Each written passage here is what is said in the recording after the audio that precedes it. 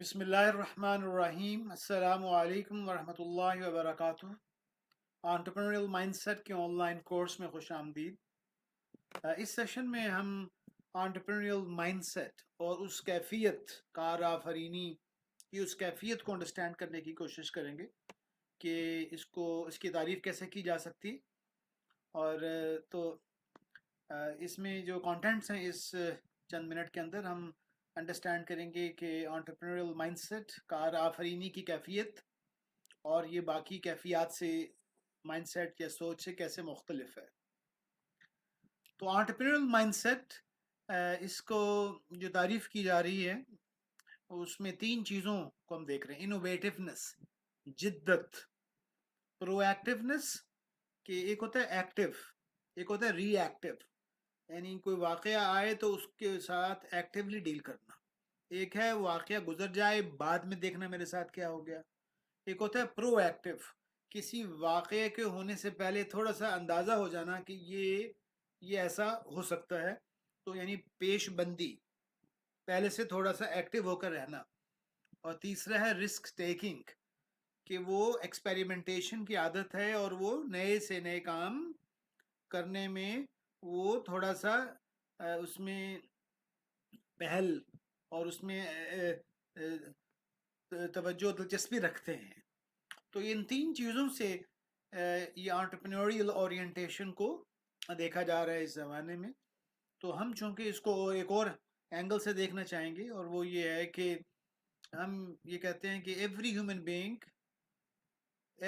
Being is unique. हर फर्द वाहिद जो है उसको अल्लाह सुब्हानहू व तआला ने मुनफरिद बनाया है और उसके अंदर ख़ास खूबियाँ डाली हैं। और ये इडियोसिंक्रेटिक इंग्लिश का लफ्ज़ है, जिसका मतलब ये है कि वो कुछ ऐसी खूबियाँ हैं जो हर फर्द वाहिद के साथ मुनफरिद हैं, उस तरह का कोई दूसरा नहीं है। तो इडियोसिंक्रेटिक खूबियों के साथ इस दुनिया में अल्लाह सुब्हानहू व तआला ने इंसान को बनाया है। तो ये एंटरप्रेन्योरियल माइंडसेट की तारीफ के अंदर ये पहले इसको अंडरस्टैंड करना होगा कि हर फर्द वाहिद मुनफरिद है अपनी ज़ात के एतबार से, सोच, ख्यालात, अमल के एतबार से, और उस जैसा कोई है नहीं। They are so different that they are not comparable, उनका किसी से मुकाबला नहीं हो सकता। और उसके बाद यह है कि they have an infinite potential, कि अल्लाह सुब्हानहू व तआला ने हर फर्द वाहिद में एक लामहदूद सलाहियत रखी है, उसके अंदर कोई ऐसी खूबियाँ रखी हैं जिससे वो लामहदूद किस्म के आमाल दुनिया में भी कर सकता है, और आखिरत के पर्सपेक्टिव से देखेंगे तो बहुत ही लामहदूद काम कर सकता है। और एंटरप्रेन्योरियल माइंडसेट की तारीफ के अंदर एक और इम्पॉर्टेंट डेफिनेशन ये है कि human beings are the most important living thing in the universe. इस पूरी कायनात में इंसान मरकजी किरदार है। अल्लाह सुब्हानहू व तआला ने लक़द खलक़नल इंसान फ़ी अहसनि तक़वीम, उसको मरकज़ बनाया है। और एक और डेफिनेशन इसके अंदर हम ऐड करना चाहेंगे कि इंसान जो है अपने ऊपर मेहनत करके और अपने जिस्मानी और रूहानी मेहनत करके आदमी उस माइंडसेट को बहुत बेहतर कर सकता है, और इनोवेटिवनेस, प्रोएक्टिवनेस और रिस्क टेकिंग की खूबियों को मज़ीद पॉलिश कर सकता है और अपने अंदर छुपे हुए सलाहियतों को और उजागर कर सकता है। तो इस तनाजुर में हम एंटरप्रेन्योरियल माइंडसेट को देखेंगे। और इस ज़माने में हुआ ये है, इस असर हाजिर के अंदर ये जो डेफिनेशंस हमने पेश की गई, इसके मुकाबिल काम शुरू हुआ। आज से तकरीबन 110-120 साल पहले ये समझा जाने लगा कि इंसान एक तरह से हैं, इनमें तनव्वो है, लेकिन हमें तो स्टैंडर्डाइज्ड लोग चाहिए। वो स्टैंडर्डाइज्ड लोग उस वक्त चाहिए थे एक तरह के, जब सनती इंकलाब आया 1900 के बाद, और जब बड़े बड़े कारखाने लगे चीनी के, गाड़ियों के, और घी के और तेल के और आटे के और मैन्युफैक्चरिंग के, स्टील के, तो उनको ज़्यादा मकदार बनाने के लिए उसको कारखाने और मशीनें ज़्यादा लगीं। तो एक ही तरह के उनको जहन में आया कि एक ही तरह की हरकत, एक ही तरह का लबो लहजा, एक ही तरह की मैकेनिकल और इलेक्ट्रिकल चीज़ों की अंडरस्टैंडिंग, तो हमें एक ही तरह के लोग प्रोड्यूस करने चाहिए ایک ہی طرح کے اسٹینڈرڈ کورسز ہونے چاہیے. تو اس میں بہت زیادہ بری بات نہیں تھی، لیکن جو وقت گزرتا چلا گیا وہ جو شعبے تھے وہ اتنے اسٹینڈرڈائزڈ ہو گئے، اور ان شعبے والوں کو کیریئر، ان کو پیسے، اور ان کی ترقیاں، ان کو دنیا کی عزتیں جو ملنے لگیں، تو یونیورسٹیز اور کالجز جنہوں نے یہ کام شروع کیا تھا، وہاں پر لوگوں کی بھیڑ لگ گئی کہ میں نے بھی انجینئرنگ کرنی ہے، میں نے بھی یہ کرنا ہے، تاکہ مجھے بھی اس ایریا میں کامیابی ملے اور میں بھی سرخرو ہو جاؤں. تو وہاں پر پھر یہ اسٹینڈرڈائز ٹیسٹس شروع ہو گئے، اور ماں باپ نے بھی دیکھا کہ فلاں انجینئر، فلاں ڈاکٹر، تو میرے بیٹے کو بھی اسی سانچے میں ڈھلنا ہے. تو یہ سانچے وجود میں آئے. تو یہ کارٹون یہ بتا رہا ہے کہ یہ سانچہ ہے فار ایگزامپل انجینئر بننے کا، تو اس میں سے جو گزرے گا، اس سانچے میں سے جو گزرے گا، اس کو انجینئرنگ یونیورسٹی اور میڈیکل کالج داخلہ دے گا. تو ابھی سانچے کے مطابق، یعنی اس کی سوچ کا انداز، ریاضی کا انداز، لکھنے کا انداز، تو یہ ہوگا تو پھر ہم اس بندے کو اندر آنے دیں گے. تو جو ٹیسٹ لینے والے تھے انہوں نے اپنے دماغ سے ایک محدود سسٹم بنا دیا کہ اس سوراخ میں سے جو گزرے گا وہ ہمارے معیار کا ہے. تو اس سوراخ کے لیے اب لوگ اس سائز کے نہیں تھے. تو اب کیا ہوا، لوگوں نے 8ویں 9ویں 10ویں 11 12 میں اپنے آپ کو اس سائز میں فٹ کرنے کے لیے اپنے اوپر مشقت شروع کر دی. رٹے لگائے گئے، ٹیوشنز پڑھی گئیں، اور نہ چاہتے ہوئے بھی اس کام کو کیا گیا. اور ریکٹینگل تھا، مستطیل، مستطیل بنایا گیا، اور بہت سارے لوگ اس میں سے گزر گئے، بہت سارے رہ بھی گئے. زیادہ کثیر تعداد رہ گئی، قلیل اندر چلی گئی. اور جب قلیل گزر گئی تو وہ ان کا جو جسم تھا وہ اپنی اصل شکل میں واپس آ گیا، اور وہ پتہ چلا کہ وہ مستطیل تھے ہی نہیں.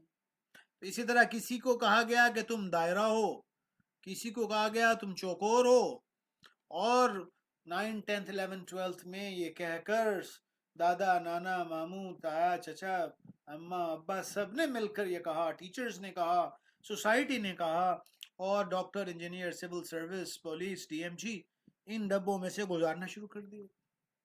اور بہت کم لوگ شاید ہوں اصل شیپ کے، کثیر تعداد اس شکل کی نہ تھی.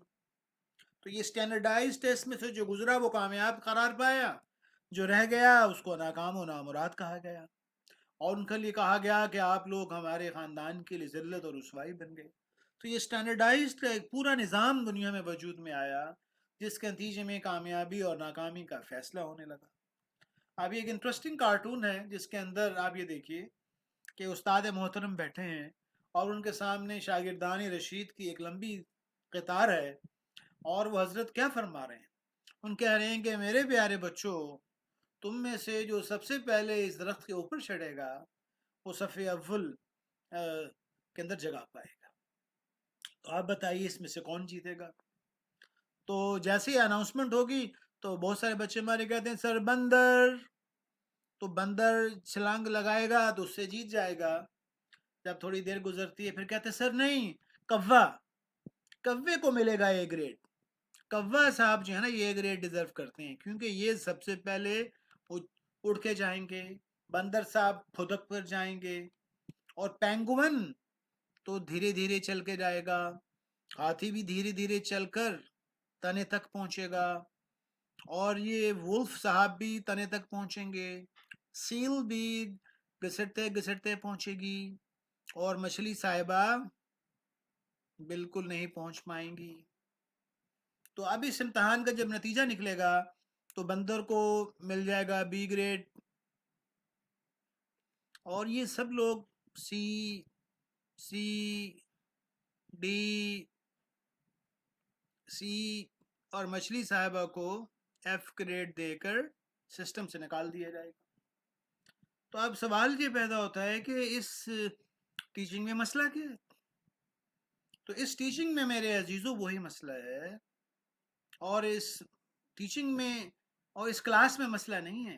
اصل مسئلہ ان صاحب کے اندر ہے، جنہوں نے بغیر یہ دیکھے ہوئے کہ کس کی کیا صلاحیت ہے اور کس کی کیا انفرادیت ہے، بغیر دیکھے ہوئے ان کو ایک ایسا امتحان دے دیا جس میں سب کو ایک ہی کرائٹیریا، ایک ہی چیز کے اوپر ان کو پیمائش کی جا رہی ہے. اور یہیں پر ہی इंसानी तख़य्युल, क्रिएटिविटी और जिद्दत की बर्बादी शुरू हो गई। तो इस मॉडल पे, इस नुक्ता नज़र पे लोगों को मेजर करना, पैमाइश करना, उनको इस पर दौड़ाना, इसके नतीजे में चंद लोग ही ए ग्रेड पाएंगे, चंद लोग ही हमेशा कामयाब होंगे और कसीर तादाद हमेशा नाकाम होगी। तो ये कैसा इम्तहान है? हमारे इशफाक अहमद साहब मरहूम, जो एक मशहूर राइटर भी थे, आर्टिस्ट भी थे और जाविया के मुसन्निफ हैं, वो ये कहते थे, काश मेरे मुल्क में ग्रेडिंग ख़त्म कर दी जाए। हाँ जी, टीचर का काम तो सब्जेक्ट की मोहब्बत पैदा करना था।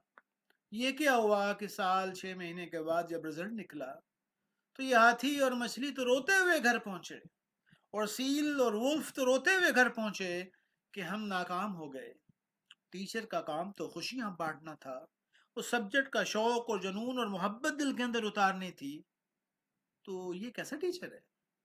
तो इस मॉडल की एक कर्स, एक लानत है, जिसके नतीजे में एक सोच जो गालिब आती है। और वो आप यहाँ देख सकते हैं कि इस मॉडल में चंद ही लोग खुश हो पाते हैं।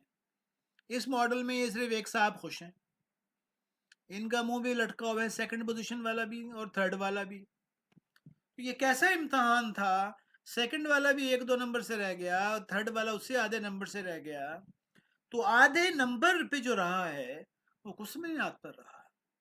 टीचर को किसने इख्तियार दिया कि वो एक ऐसा इम्तहान बनाए? और उसके कंपेयर करने में कितने वेरिएबल्स हैं।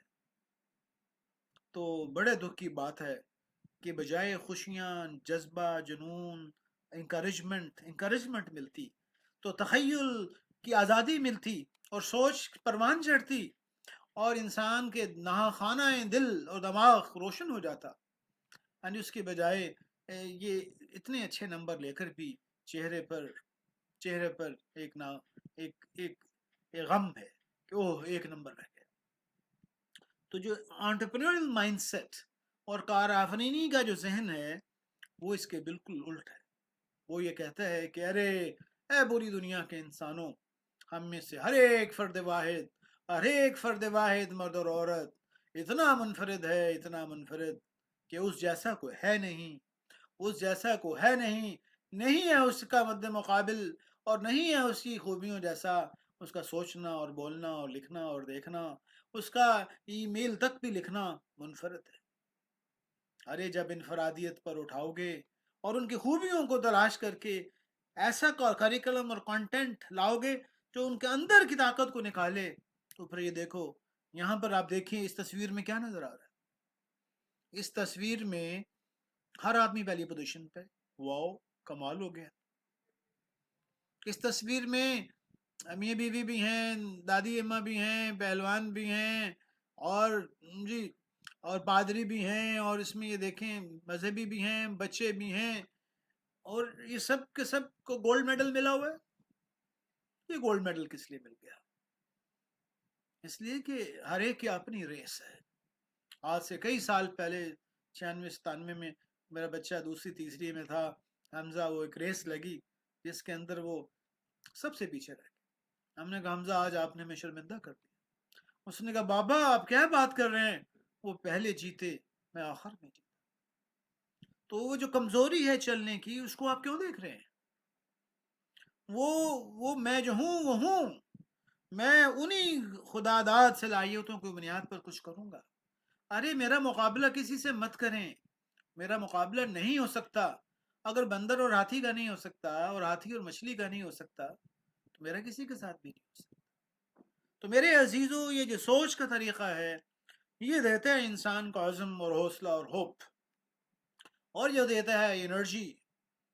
तो इस वक्त पूरी दुनिया की जामियात, अमेरिका से लेकर और कनाडा से लेकर साउथ अमेरिका से लेकर अफ्रीका और यूरोप और एशिया और न्यूजीलैंड और ऑस्ट्रेलिया के साहल तक, सारी जामियात अमूमी तौर पर वो एक ऐसी मशीन बन चुकी हैं कि इस मशीन में जो आदमी गुजरता है वो तो तनव्वो और वैरायटी और मुख्तलिफ सोच और एक यूनिकनेस, एक इनफरादियत लेकर आता है। वो अपने अंदर एक जहां मानी लेकर आता है। लेकिन जैसे इस मशीन में 2, 3, 4, 5, 6 साल गुजारता है, इस मशीन से गुजरने के बाद वो एक रोबोट बन जाता है। ایک طرح کی سوچ، لکھنے کا، بولنے کا، دیکھنے کا ایک انداز سکھایا دیا گیا. ارے وہ تو ایک عظیم الشان انسان تھا، وہ تو سراپا سراپا تخلیق تھا، سراپا کریٹیوٹی تھا. اس کا ہر عمل، یعنی انسان کا تو ہر عمل ہی کریٹیوٹی سے بھرا ہوا ہے.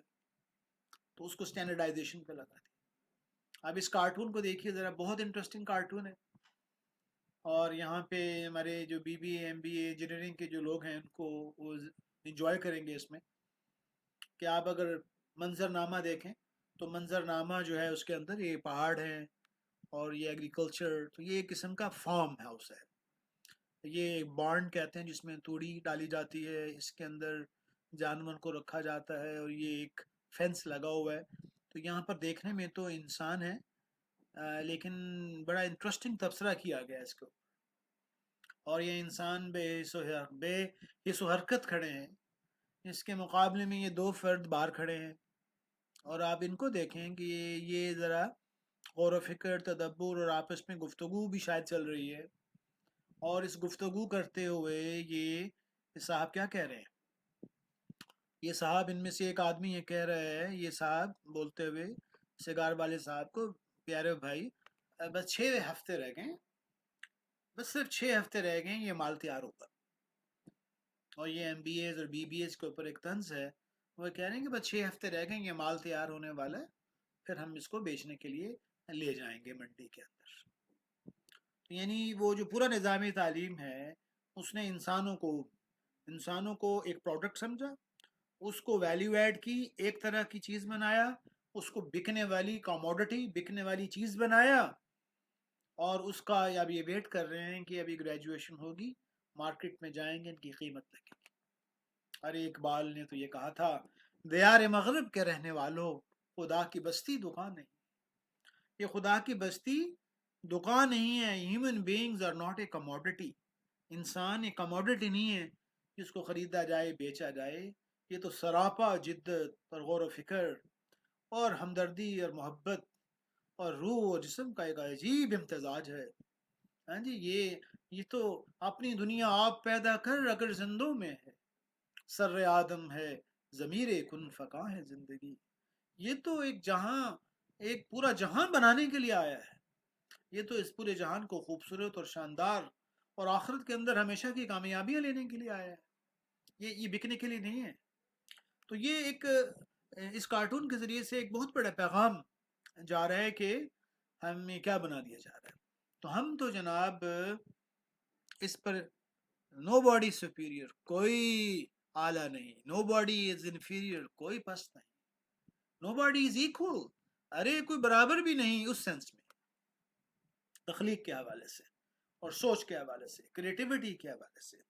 People are simply unique. ہر فرد واحد، ہر مرد اور عورت، ہر بچہ اتنا منفرد ہے کہ نہیں ہے اس کا مقابل دو سکے بھائی بھی. Nobody is perfect, everyone is unique. Compare not yourself with anyone. ارے کسی سے مت مقابلہ کرو، else less you spoil God's curriculum. خدا تعالیٰ کا جو کریکلم ہے نا، وہ اللہ تعالیٰ نے ہر ایک کو ایک میدان دیا ہے. ہر ایک کا میدان محنت علیحدہ ہے. ہر ایک کی میدان محنت جدا، اس کا کانٹیکسٹ جدا، اس کو کھیلنے کا میدان علیحدہ دیا. کسی کو صدارت میں، گورنری میں، ملازمت میں، ماں کی حیثیت سے، باپ کی، ہر میدان علیحدہ ہے جس کے اندر اس نے پرفارم کرنا ہے. تو جناب stop comparing yourself with others. ارے مت مقابلہ کرو، میں بھی شاندار ہوں، ارے تم بھی شاندار ہو. اگر یہ زیبراز کیا کہہ رہے ہیں، کسی قول لکھا ہوا ہے کہ اگر خدا تعالیٰ wanted us all to be the same، ہم ایک طرح کا بنانا چاہتے، وہ ایک کو بناتے تو ڈپلیکیٹ فوٹو کاپی بناتے. ارے نہیں، اس نے ہر ایک کو یونیک بنایا ہے. اور تو ہم کیوں کسی کو کاپی کریں، ہم کیوں کاپی کریں کسی کو. سیلیبریٹ یو، اپنے آپ کو آپ ہونے کا جشن مناؤ، اپنے آپ کے شاندار ہونے کا جشن مناؤ، اپنے اندر کی عجائب و غرائب کے عجیب ہونے کا جشن مناؤ. جشن مینز اس کو اپریشیٹ کرو اور جھکا دو سر رب العالمین کے آگے. ربنا ما خلقت ھذا باطلا، اے میرے رب آپ نے یہ چیزیں بغیر فائدے کے نہیں پیدا کی. سبحانک فقنا عذاب النار، آپ کی ذات پاک ہے، ہمیں جہنم کی آگ سے بچا دیجیے. تو ہمارے اندر سے پتہ چلے کہ میں مختلف ہوں اور یونیک ہوں. کیا خوبصورت. ہاں جی، وہ بچے کیا کہہ رہے ہیں؟ Each one of us is God's work of art. ارے ہم میں سے ہر فرد واحد، ہر عورت، ہر بچہ اللہ سبحانہ تعالیٰ کی کاریگری کا مظہر ہے. ہمارا دیکھنا، ہمارا بولنا، ہمارا چلنا، ہمارا سوچنا، ہمارا لکھنا. ارے کوئی ایک طرح کا لکھ نہیں سکتا. آپ نے ایک مضمون لکھا، دوبارہ اس کو لکھ نہیں سکتے. ہم اپنی ریپیٹیشن میں یونیک ہیں. ہم ایک دفعہ کام کر لیں، دوبارہ ہم سے ہوگا نہیں. آپ ایک جگہ سے دوسری جگہ چلے، جہاں سے آپ کے نشانات قدم لگے، اگلی دفعہ وہاں لگیں گے نہیں. آپ نے جو لکھا دوبارہ لکھ نہیں سکتے، جو بولا ہے وہ دوبارہ بول نہیں سکتے. اس کے انداز میں، الفاظ میں چینج ہو جائے. تو اس کائنات کا خالق ویریبلٹی اور تغیر کو بنانے والا ہے. اس تغیر کا مالک اللہ رب العالمین ہے، اس نے اس کو بنایا ہے. تو کوئی ایسا انسٹرومنٹ ہونا چاہیے. تو ہم نے انسانوں کو پیمائش پہ لگایا اور میجرمنٹ پہ لگایا. یہ میجرمنٹ سے آگے کی چیز ہے. تو یہ کارٹون بھی بتا رہا ہے کہ جناب اس انٹلیکچوئل فریڈم، اس انٹلیکچوئل آزادی کو کیسے تباہ کر دیا گیا. اسکول جانے سے پہلے یہ بچہ کہہ رہا ہے کہ ارے میں تو وہ پڑھوں گا، وہ ریسرچ کروں گا جب میں چاہوں گا. اور یونیورسٹی میں آ گیا تو اب وہ کیا کہہ رہا ہے، میں تو وہ ریسرچ کروں گا جو میرا پروفیسر مجھ سے چاہے گا. کیونکہ گریڈ لینے ہیں نا، نمبرز لینے ہیں.